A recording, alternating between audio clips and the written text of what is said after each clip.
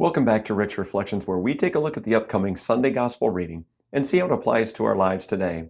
This Sunday is the Transfiguration of the Lord. What an amazing and unbelievable moment for not only the disciples that were there, but for all of us for all of eternity. This is when Jesus takes just a couple of disciples with him and goes up, and before these disciples appears Elijah and Moses right next to Jesus. This is incredibly significant. Moses and Elijah are the two Old Testament superstars, we could say. The Israelites, of course, would have known them. And I love that the apostles recognized them immediately as to who they were. And yet, what do we still see here at the end of the reading?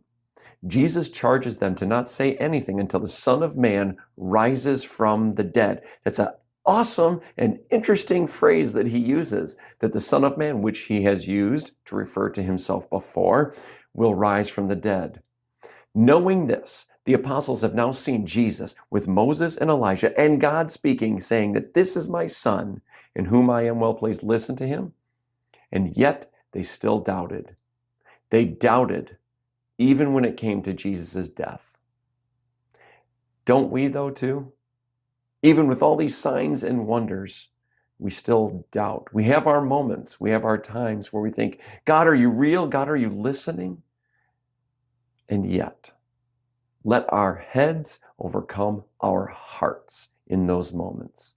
We know that the Lord rose from the dead. There is evidence to prove that he did.